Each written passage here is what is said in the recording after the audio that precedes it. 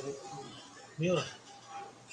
Hello and welcome to Miller Times. मैं मोहसिन सबरस कासमी और मेरे साथ है स्क्रीन पर मौजूद डॉक्टर राहुल गुप्ता साहब। हम डॉक्टर साहब से बातचीत करेंगे कोविड 19 को लेकर के कि कोविड 19 क्या है, सेकंड वेव कितनी खतरनाक है और कैसे इससे बचाव हो सकता है और घर पर रह करके क्या इलाज मुमकिन और जो भी कुछ इस ताल्लुक से है उन सारी चीजों पर बातचीत करेंगे। डॉक्टर राहुल गुप्ता साहब, मिलर टाइम्स में खुशामदीद, स्वागत है आपका। सबसे पहले तो हम यही जानना चाहेंगे कि जो कोविड 19 की जो सेकंड वेव है, इसको लेकर के लोगों में बहुत ज्यादा डर है, खौफ है और हर कोई डरा हुआ है। मौत इतनी कसरत से हो रही है, इस पर क्या कहेंगे आप, क्या है सब? देखिए, कोविड जो है उसकी पहली वेव पिछले साल हमारी मार्च अप्रैल में शुरू हुई थी और उसके बाद जुलाई अगस्त तक काफी केसेस कम होने शुरू हो गए थे। अक्टूबर में जब दिवाली आई तब दोबारा से कुछ केसेस देखने को आए थे, पर दिसंबर तक ये केसेस काफी कम हो गए, जबकि ये बोला गया था कि विंटर्स में केसेस बढ़ेंगे। उसके बाद जनवरी से लेकर मार्च तक काफी ढिलाई देखी गई। हालांकि बॉम्बे में या महाराष्ट्र में बहुत ज्यादा केसेस थे, लेकिन लोगों को लगा कि शायद ये केसेस महाराष्ट्र तक ही रुक के रह जाएंगे और नॉर्थ इंडिया में नहीं आएंगे। पर जैसे जैसे अप्रैल शुरू हुआ, ये पूरे नॉर्थ इंडिया में फैल गया। यूपी, दिल्ली, राजस्थान, हरियाणा, मध्य प्रदेश, बिहार, इन स्टेट्स में बहुत ज्यादा तेजी से इनके केसेस देखे गए। जितनी तेजी से ये महाराष्ट्र, गुजरात में देखे गए थे उस वक्त, उससे ज्यादा तेजी से देखे गए। और इसका जो कारण रहा वो एक तो रहा कि लोगों ने अपने जो प्रिकॉशंस हैं वो बिल्कुल बंद कर दिए थे। सोशल डिस्टेंसिंग और मास्क लगाना बहुत कम कर दिया था। सारी नॉर्मल एक्टिविटीज, मॉल में जाना और सारे रिलीजियस एक्टिविटीज, शादियां वगैरह सब शुरू हो गए थे। उसके अलावा ये भी देखा गया कि कुछ स्ट्रेन्स जो है, म्यूटेंट स्ट्रेन्स निकल के आए, जिनकी जिनकी की संक्रमण ज्यादा है, जो ज्यादा लोगों को इन्फेक्ट करते हैं। और शुरू में ये देखा गया था कि इससे सिवियर इलनेस, यानी कि तबीयत ज्यादा खराब होना, वो काफी कम है। लेकिन जैसे कि पिछले एक हफ्ते से हम देख रहे हैं कि बहुत ज्यादा पेशेंट्स को मॉडरेट टू सिवियर इलनेस हो रही है, आईसीयू में या हॉस्पिटल में एडमिट होने की जरूरत है। तो ये जो हमारा अनुमान था कि सेकेंड वेव में जो वायरस है वो म्यूटेंट वायरस है जो कि कम घातक है, वो गलत है। ये भी उतना ही घातक निकल रहा है जितना पहले है। बहुत ज्यादा इन्फेक्टिव है, बहुत ज्यादा लोगों को ये संक्रमण कर रहा है, बहुत ज्यादा लोगों को एसिम्टोमेटिक या माइल्डली सिम्टोमेटिक बीमारी है। उसके अलावा मॉडरेट टू सिवियर इलनेस वाले केसेस भी बहुत ज्यादा है। और अभी मौतों की जो खबर है और जो उसका जो आंकड़ा है वो अभी बाहर आना बाकी है। मेरे ख्याल से ये पिछले साल की तरह उतना ही घातक है और मौतें भी उतनी या उससे ज्यादा हो रही हैं। अच्छा डॉक्टर साहब, अभी जो ऑक्सीजन का बड़ा चर्चा है कि हॉस्पिटल में ऑक्सीजन कम पड़ गए हैं, लोगों को ऑक्सीजन की बहुत ज्यादा जरूरत है और जो मौतें हो रही ज्यादातर सही वक्त पर ट्रीटमेंट ना मिलने की वजह से। तो ये ऑक्सीजन क्या है, कैसे ऑक्सीजन लेवल कम होता है, क्या पैमाना होता है इसका? हमारी जो हवा है उसमें 21% ऑक्सीजन होता है, जो कि हमारे नॉर्मल आदमी के लिए, जानवरों के लिए, लंग्स के लिए बिल्कुल पर्याप्त होता है। ये ऑक्सीजन हवा जब हम सांस अंदर लेते हैं तो हमारे फेफड़ों में पहुंचता है। वहां पर छोटे छोटे जो यूनिट्स होते हैं उनको एल्वोलाई कहते हैं। वहां पर जो है ब्लड सारे शरीर से आता है, जिसमें कि ऑक्सीजन की मात्रा कम होती है, कार्बन डाइऑक्साइड ज्यादा होता है। वहीं पर इस खून की सफाई होती है और उस हवा में से ऑक्सीजन निकल के उस खून में मिल जाता है, जो कि हार्ट द्वारा पूरे शरीर में दोबारा पंप होता है। यानी हमारे शरीर के फंक्शन के लिए ब्लड और ब्लड के अंदर ऑक्सीजन की पर्याप्त मात्रा होनी बहुत जरूरी है। अगर किसी का हीमोग्लोबिन लो है या किसी को रेस्पिरेटरी प्रॉब्लम है, जैसे कि कहते हैं अस्थमा है या सीओपीडी है, तो उसके अंदर जो ब्लड है उसके अंदर ऑक्सीजन की मात्रा या ऑक्सीजन कैरिंग कैपेसिटी कम हो जाती है। लेकिन जो कोविड है उसमें ये देखा गया है कि हमारे जो एलोलाई हैं या जो जो यूनिट्स हैं जहां पर कि ये ऑक्सीजन कार्बन डाइऑक्साइड का एक्सचेंज होता है, वहां तक हवा ही नहीं पहुंच पाती, जिसकी वजह से हमारे खून के अंदर ऑक्सीजन की कमी हो जाती है। और उस ऑक्सीजन की कमी को हाइपोक्सीमिया कहते हैं। हाइपोक्सिया मींस कि कम ऑक्सीजन होना। और वही चीज जो है वो हमारे को ऑक्सीजन के जो ऑक्सीमीट्री है, यानी कि जो ऑक्सीजन सैचुरेशन नापने का छोटा सा यंत्र है, उससे बड़े क्लियरली पता चल जाता है। एक नॉर्मल हेल्दी इंडिविजुअल की ऑक्सीजन कैपेसिटी सैचुरेशन जो है करीब करीब 95% या उससे ऊपर रहती है। जो पेशेंट दमे का पेशेंट है या सीओपीडी है या कोई क्रॉनिक लंग डिजीज है, उसकी सैचुरेशन आमतौर पे 90 से 95 के बीच में रहती है। पर 90 से नीचे ऑक्सीजन सैचुरेशन का जाना घातक हो सकता है, प्राण ले सकता है, बहुत दिक्कत कर सकता है। अच्छा, हमारे हॉस्पिटल में ऑक्सीजन अचानक कम कैसे पड़ गया? क्या इतने दिनों से रहा? कभी ऐसी खबर नहीं आई कि ऑक्सीजन अवेलेबल नहीं है, इस वक्त ऑक्सीजन ही नहीं है, मौत हो रही है इसी वजह से। आज भी एक हॉस्पिटल में 22 लोगों की मौत हो गई इसी वजह से। ऑक्सीजन जो है हॉस्पिटल्स के अंदर और इंडस्ट्रीज में यूज होती है, और जो हॉस्पिटल में यूज होती है वो खासकर यूज होती है आईसीयू के अंदर, जहां पर कि पेशेंट को या तो ऑक्सीजन की मास्क के द्वारा दी जाती है या फिर उनको वेंटिलेटर लगाया जाता है। उसके अलावा हॉस्पिटल के अंदर ऑक्सीजन की खपत तब होती है जब किसी पेशेंट का ऑपरेशन किया जाता है, उसको ऑपरेशन के लिए बेहोश किया जाता है। चूंकि कोविड के टाइम मेनली प्रॉब्लम रेस्पिरेशन की यानी कि लंग्स में हो रही है, तो ऑक्सीजन जो है वो जिस मात्रा में हवा में उपलब्ध है वो हमारे लंग्स तक पहुंच के हमारे खून को साफ नहीं कर पा रही, यानी खून के अंदर ऑक्सीजन की मात्रा पूरी नहीं हो पा रही। इसीलिए हाई फ्लो ऑक्सीजन देना पड़ रहा है, ताकि कम हवा के पहुंचने के बावजूद भी अधिक से अधिक मात्रा में ऑक्सीजन जो है वो हमारे ब्लड के अंदर पहुंच जाए। तो जो एक हॉस्पिटल के अंदर खपत होनी होती है 10 से 15 यूनिट पर आवर की, वो खपत बढ़ के इस समय 5 गुना हो गई है, यानी 100 यूनिट पर आवर हो गई है। तो इस तरह हमारे हॉस्पिटल्स के अंदर ओवरऑल जहां जहां पर भी कोविड के मरीज एडमिटेड है, वहां पर ऑक्सीजन की खपत 5 गुना हो गई है। ऑक्सीजन जो है वो एक सेंट्रल सप्लाई से आती है, फैक्ट्रीज होती है जहां पर की लिक्विड ऑक्सीजन बनाई जाती है, और वहां से ये हॉस्पिटल्स में सप्लाई की जाती है। बड़े हॉस्पिटल्स में उसके बड़े बड़े टैंक्स होते हैं जहां पर की लिक्विड ऑक्सीजन होती है, और जो छोटे हॉस्पिटल्स हैं वहां पर बड़े बड़े सिलेंडर्स होते हैं जिसके थ्रू आईसीयू में या ऑपरेशन थिएटर में ऑक्सीजन पहुंचाई जाती है। चूंकि ऑक्सीजन की रिक्वायरमेंट बढ़ गई, उतने पर्याप्त तरीके से ऑक्सीजन की सप्लाई नहीं रही, इसलिए ऑक्सीजन की कमी या डेफिशिएंसी हो रही है इन हॉस्पिटल्स में। इसके अलावा सोचने वाली जानने वाली बात यह है कि ऑक्सीजन का प्रोडक्शन जो है वो कुछ स्टेट्स में या कुछ डिस्ट्रिक्ट्स में लिमिटेड है, वो हर जगह पूरे इंडिया में नहीं है। यानी कि दिल्ली के अंदर एक यूनिट भी ऑक्सीजन का प्रोडक्शन नहीं होता है, तो वो टोटली दूसरे स्टेट पे डिपेंडेंट है कि वहां से ऑक्सीजन आए जो कि वहां के हॉस्पिटल्स में सप्लाई। अच्छा डॉक्टर साहब, ये जो सेकंड वेव है कोरोना की, तो इसका जो सिम्टम है वो क्या है? पहले की तरह है, कुछ अलग है? कोरोना की जो सेकेंड वेव है उसमें तीन चार चीजें नई देखी गई हैं। शुरू शुरू में ये देखा गया था कि बहुत सारे पेशेंट्स को इस बार बुखार और खांसी के अलावा डायरिया हो रहा है, जो कि एक अलग सिम्टम है जो कि बहुत सारे लोगों में नहीं देखा गया। उसके अलावा चूंकि काफी लोगों को वैक्सीनेशन हो गया है, तो बहुत सारे लोग हैं जो कि एसिम्टोमेटिक कैरियर हैं या माइल्डली सिम्टोमेटिक कैरियर हैं, यानी कि उनको जो है बीमारी कुछ खास नहीं है, लेकिन वो अपने अंदर वायरस को लेके घूम रहे हैं और दूसरे लोगों को संक्रमित कर रहे हैं। तीसरी चीज जो बहुत इंपॉर्टेंट देखी गई, ये इस बार बहुत सारे यंग पॉपुलेशन को यानी कि जवान लोगों को या बच्चों को भी इन्फेक्ट कर रही है, और उनमें भी मॉडरेट टू सीवियर डिजीज देखी गई है। अभी तक ऐसी रिपोर्ट्स बहुत कम आई हैं कि जिस पेशेंट को वैक्सीनेट या जिस पर्सन को वैक्सीनेशन पूरी मिल गई है या जिसको पहले कोविड हुआ है और उसका वैक्सीनेशन भी मिल गई है, उसको दोबारा सीवियर इलनेस हुई है, ऐसा नहीं देखा गया है। अभी तक ज्यादातर जो डिजीज है वो उन्हीं लोगों में देखी गई है, सीवियर डिजीज, जिनको कि पहले वैक्सीनेशन नहीं मिला है या जिनको पहले कभी कोविड नहीं हुआ है। अच्छा, एक क्वारंटाइन का मसला है कि क्वारंटाइन लोग कर रहे हैं, तो किन लोगों को क्वारंटाइन होना चाहिए या सेल्फ आइसोलेट हो जाना चाहिए, क्या सिम्टम्स हो रहा दिखने के बाद? देखिए, जो क्वारंटाइन का मेन जो मुद्दा है वो ये है कि आप अपनी डिजीज को, आपके अंदर की जो वायरस है उनको दूसरे लोगों को ना दें। उसके लिए आपको सेल्फ आइसोलेट होना है, जिसका कि दूसरा नाम क्वारंटाइन भी है। ये बहुत जरूरी है क्योंकि पहले 12 से 14 दिन अगर किसी को संक्रमण हुआ है वायरस का या उसकी बॉडी में वायरस मल्टीप्लाई हो रहा है, तो पहले 12 से 14 दिन वो दूसरे को भी वायरस फैला सकता है। ये टाइम बहुत जरूरी है, जबकि उसको दूसरों के कांटेक्ट में नहीं आना है। अगर किसी के थोड़ा बहुत भी संपर्क में आता है तो उस वक्त मास्क लगा के रखना है जो कि एयर टाइट हो, और साथ में सोशल डिस्टेंसिंग का मेंटेन करना है। अब कुछ लोग तो बिल्कुल एसिम्प्टोमेटिक है, जिन्होंने किसी वजह से अपने कोरोना का टेस्ट कराया, जैसे कि किसी को बाय एयर ट्रेवल करना है, किसी दूसरे स्टेट में जाना है जहां पर कि कोरोना का टेस्ट मस्ट है, या फिर कोई सर्जरी होनी है, या फिर किसी और वजह से उसने अपना कोरोना का टेस्ट कराया, कोई सिम्टम नहीं है पर फिर भी वो पॉजिटिव आ जाता है, तो उसको 12 से 14 दिन के लिए आइसोलेट होना बहुत जरूरी है, जहां पर कि उसको किसी दवाइयों की जरूरत नहीं है।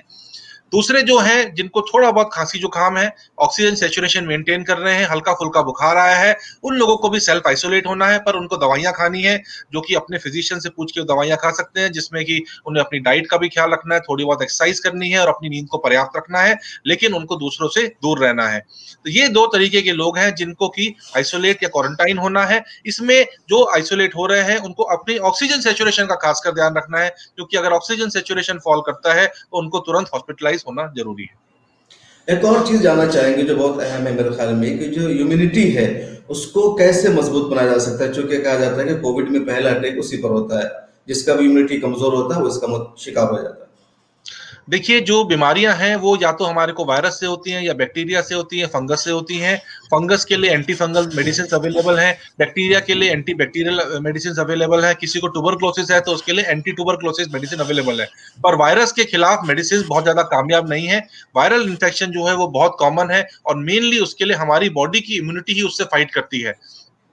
जैसे कि आपने सुना हो इम्यूनो डिफिशियंसी वायरस, यानी जो एड्स करता है, वो वायरस जो होता है वो हमारी बॉडी की इम्यूनिटी कम कर देता है, जिससे कि हमारे को और बीमारियां लग जाती हैं और आदमी को उसमें प्रॉब्लम होती है।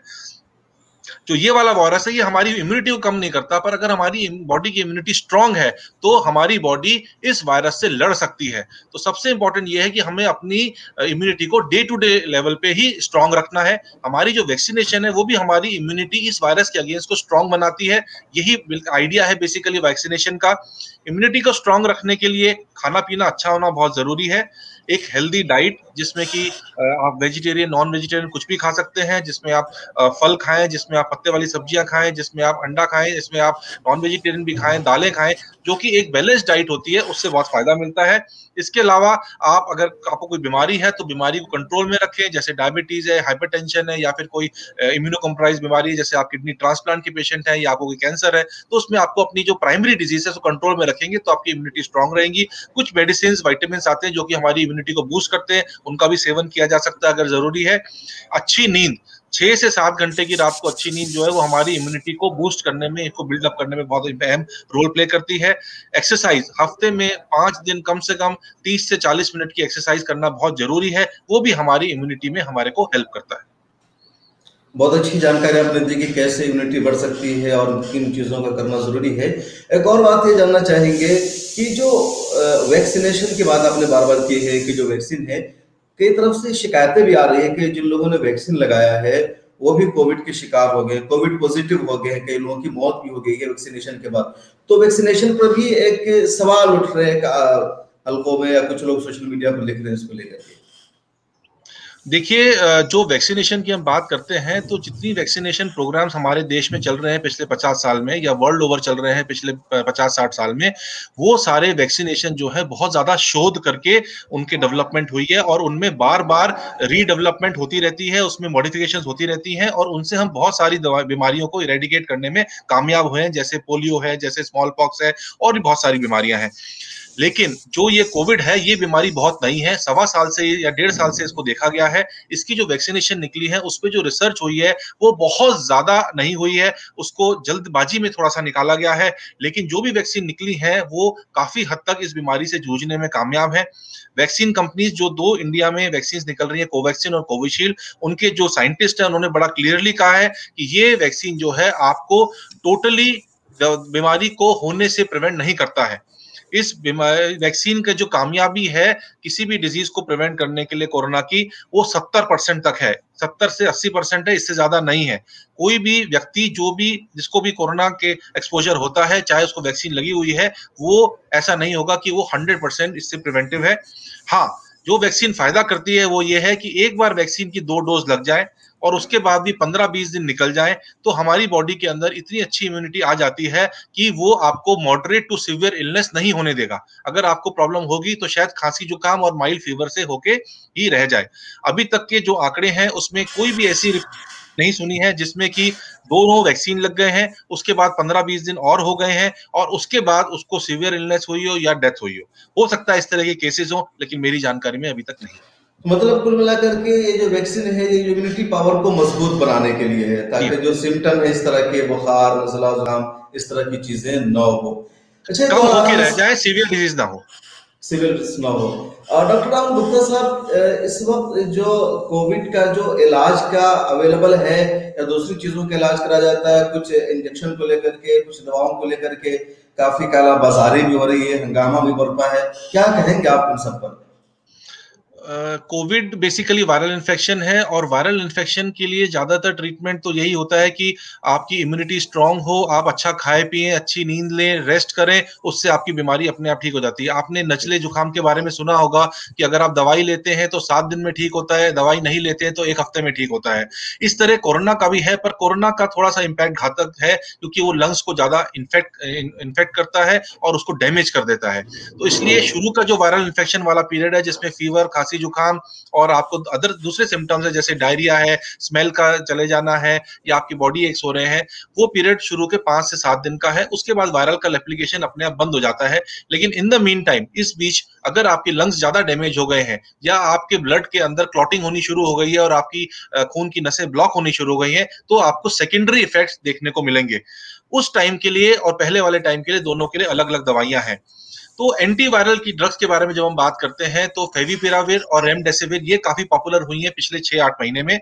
रेमडेसिविर जो है वो हॉस्पिटल के अंदर ही दी जा सकती है और वो इंजेक्शन के रूप में जिसकी 6 या 5 डोजेस दी जाती हैं और इससे कहा जाता है कि आपका हॉस्पिटलाइजेशन, ड्यूरेशन ऑफ हॉस्पिटलाइजेशन है वो कम हो जाएगा। लेकिन अगर आपको सिवियर डिजीज होनी है और आपके दिक्कत ज्यादा होनी है, लंग्स डैमेज होने हैं या आपकी मौत होनी है, तो वो ये रेमडेसिविर दवाई जो है वे प्रिवेंट नहीं कर सकती। डब्ल्यूएचओ ने पिछले 1.5 साल में रेमडेसिविर के बारे में 4 बार अपने बयान बदले हैं। कुछ लोग कहते हैं कि रेमडेसिविर बड़ी कामयाब है, कुछ लोग कहते हैं इसका कुछ लोगों में फायदा होता है, कुछ लोग कहते हैं इसका कोई फायदा नहीं है। तो अभी तक क्लियर कट ये कह पाना कि रेमडेसिविर जो है वो एक बहुत बढ़िया दवाई है और इससे आप कोरोना ठीक हो सकता है, तो ये कहना गलत है।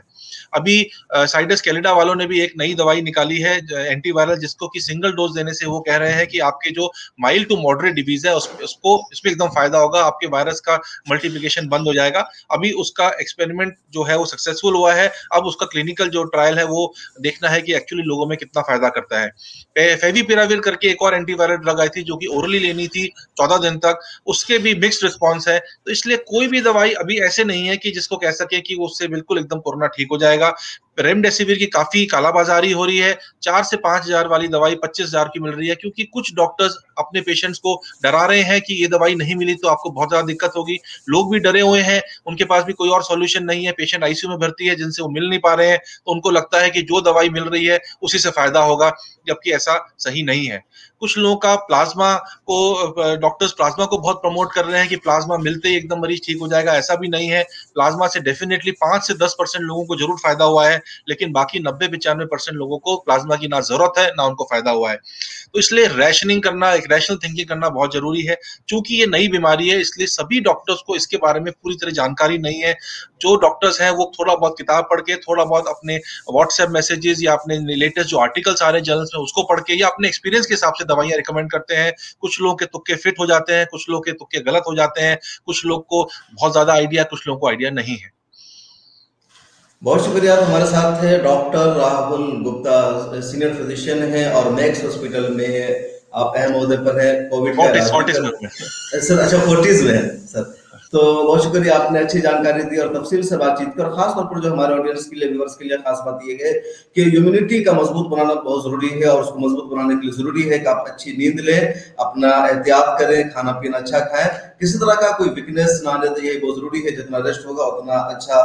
और इसके अलावा एक्सरसाइज भी बहुत ज्यादा जरूरी है। जी, कुछ कह रहे हैं डॉक्टर साहब? हाँ, एक चीज और मैं बोलना चाहूंगा जिसके बारे में जी। बहुत इंपॉर्टेंट है कि अगर ऑक्सीजन की आपकी कमी हो रही है, आपका ऑक्सीजन जो है 85 से 90 के बीच में है, तो एक और प्रक्रिया है प्रोन वेंटिलेशन, यानी कि आप उल्टा लेट के अपनी सांस लें, तो उससे आपके लंग्स के अंदर जो हवा का बहाव है वो ज्यादा इंप्रूव करता है और आपकी सैचुरेशन जो है वो 92 से 95 तक हो सकती है बिना किसी ऑक्सीजन की मदद के। तो जो प्रोन उल्टा वेंटिलेशन है लेट वो, करके सांस लेना है? जी हाँ, आपको 2 तकिए लगाने हैं और उसके ऊपर अपनी छाती और अपना बटक रखना है, आगे वाला पोर्शन पेल्विस का रखना है, और आपको उल्टा लेट के कम से कम दिन में 16 घंटे इस तरह से सांस लेनी है। तो 2 घंटे आप उल्टा लेटे, आधा घंटे दोनों साइड्स में लेटे, 15 मिनट सीधा लेटे और फिर आप उल्टा लेटे। इस तरह की अगर आप एक्टिविटी करते हैं सारे दिन में, तो आपके लंग्स के अंदर ऑक्सीजन का प्रभाव बढ़ता है और आपकी ऑक्सीजन सेचुरेशन एकदम से इंप्रूव करती है। तो प्रोन वेंटिलेशन को कृपया करके बहुत ज्यादा ध्यान से फॉलो करें। बहुत शुक्रिया, बहुत अहम जानकारी दी आपने। और जो हमारे लोग हैं, इस वीडियो को जरूर देखें, इंटरव्यू को देखिए, दूसरों से शेयर कीजिए ताकि वो महफूज रहे। हॉस्पिटल में जगह की किल्लत है, बहरान है, क्राइसिस का आलम है, जगह ही नहीं मिल रही है, तो ऐसे पर खुद अपनी दवा कर सकते हैं, जो डॉक्टर साहब ने चीजें बताई है। इसके अलावा भी किसी लोग अपने जानने वाले डॉक्टर से रहनुमाई करके, ताकि आप महफूज रहें, खुद को महफूज रखें, घर वालों को महफूज रखें। बहुत शुक्रिया डॉक्टर साहब, आपने अपना कीमती वक्त दिया। जरूरत पड़ी तो फिर आइंदा भी कुछ बातचीत करेंगे। अगर किसी का कोई क्वेश्चन हो, कोई सवाल हो, तो कमेंट सेक्शन में जरूर लिखें। आपके सवाल का जवाब पूछने के लिए डॉक्टर साहब को हम दोबारा मिलर टाइम्स पर बुलाएंगे। उम्मीद है डॉक्टर साहब अपना कीमती वक्त देंगे और हम सबकी रहनुमाई करेंगे। बहुत शुक्रिया। बहुत बहुत शुक्रिया, धन्यवाद।